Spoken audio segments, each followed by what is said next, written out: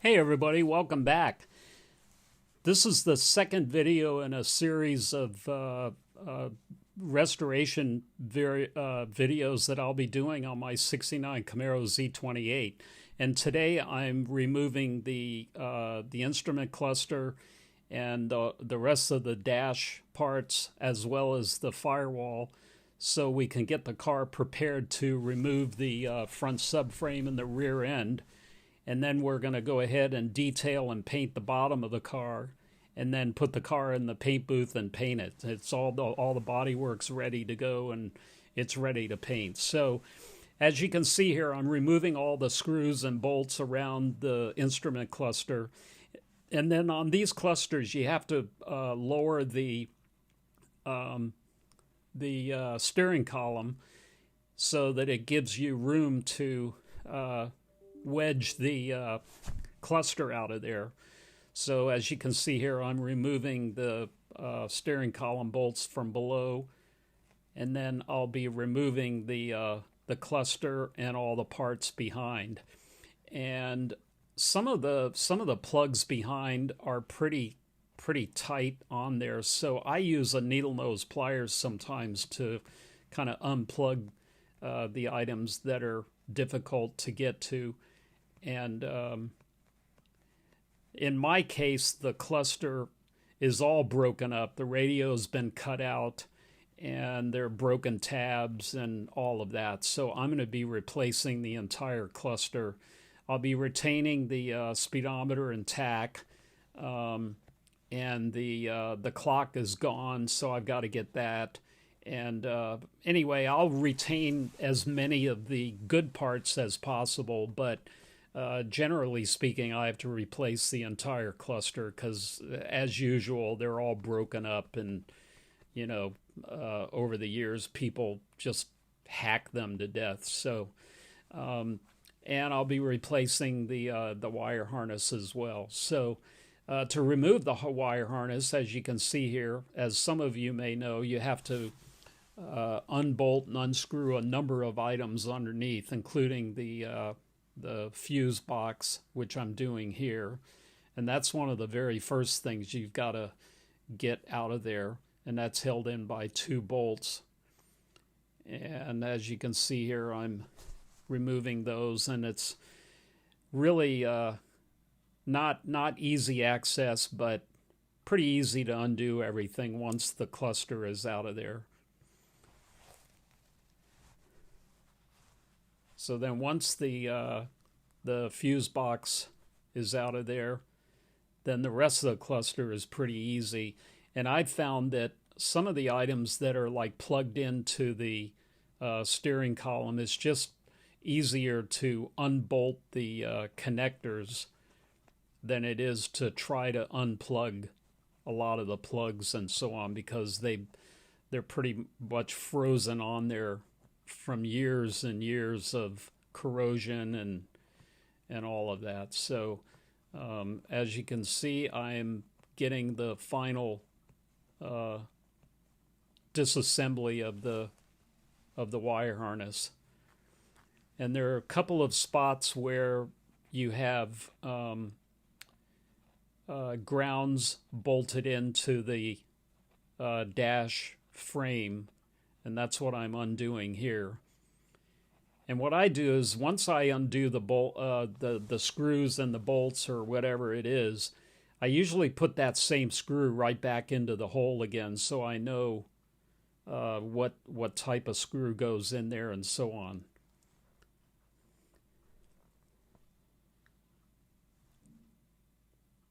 So it's a little tricky to work everything out, and it's good to take copious photographs of everything so that you know exactly how to reroute the wire harness once you put the new one in.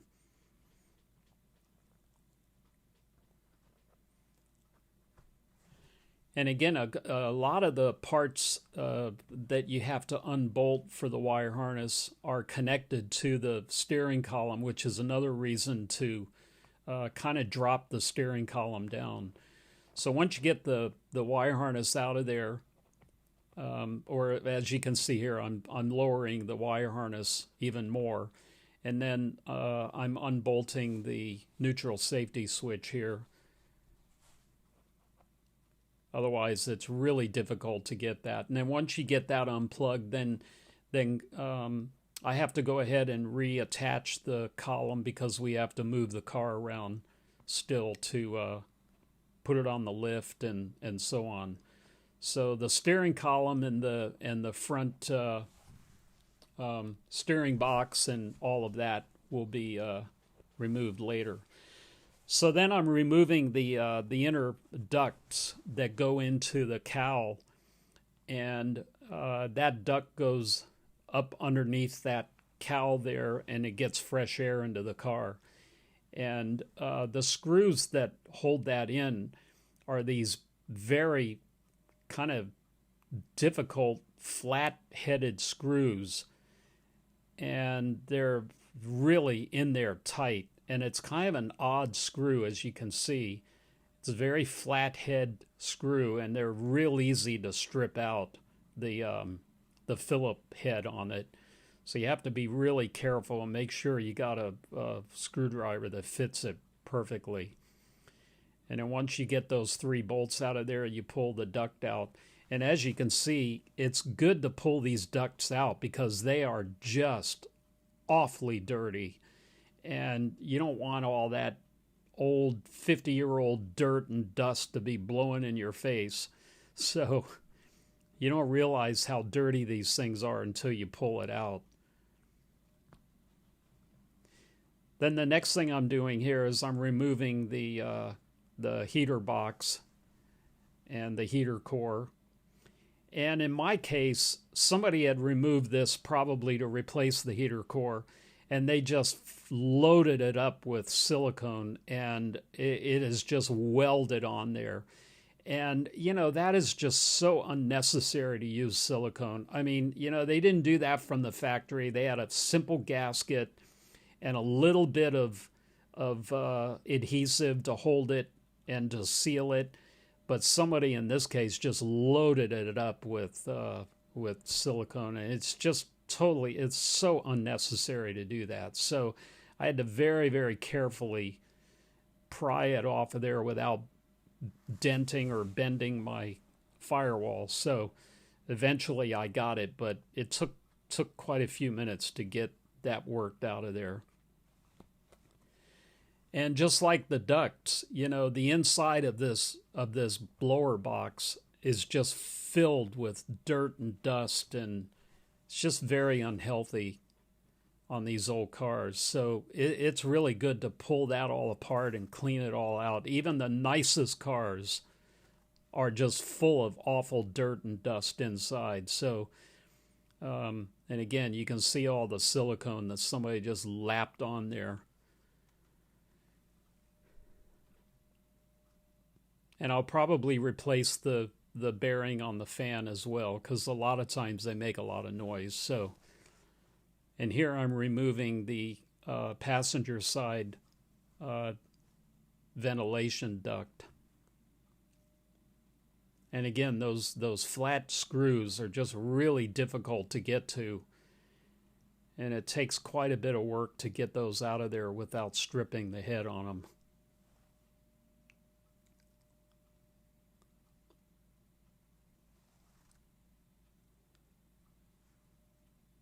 And again, the seal on those ducts is all rotten and everything. So it's good to get them out of there just to replace for no other reason to replace the seal. Then the other thing that's on that firewall is the firewall pad. And as you can see here, it is just destroyed. It is so rotten and just awful, in awful shape. So again, even the nicest cars, this pad is probably a mess. So again, 50 years old, it gets rotten, it gets water on there, and it just turns it into a mess. So One of the nice things is that you can replace that and have nice sound deadening again. And in my case, half of it was missing. So once you get all that, then I'm removing the windshield wiper mechanisms and windshield wiper arms. And they're pretty easy to get out. You just pull them out of the wiper motor hole once you get the wiper motor out of there. And here I'm taking the wiper motor off. It's just held in by a couple screws, a couple bolts.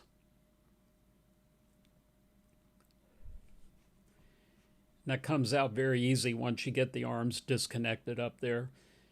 And then once you get all the bolts out of that wiper motor, you have to disconnect the arms from the motor itself, and that's pretty easy with a little 3/8 socket.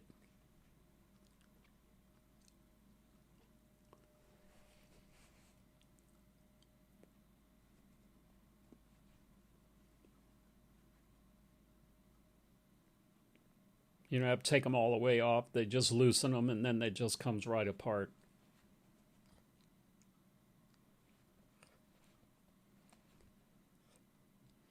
And then once that's done, you just kind of work the arms out of the wiper motor hole.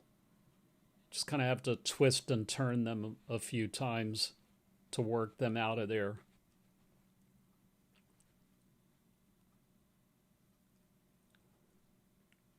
As you can see, they just come right out then.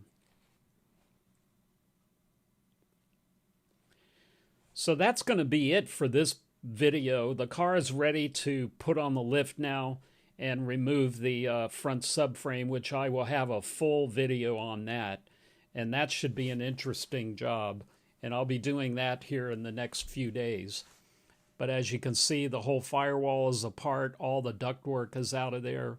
And it's all ready to get cleaned up and ready to paint. And again, I'll be removing the whole brake system at the time that we remove the subframe.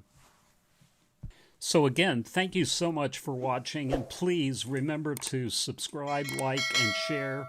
It really helps support the channel. So thank you very much, and we'll see you next video.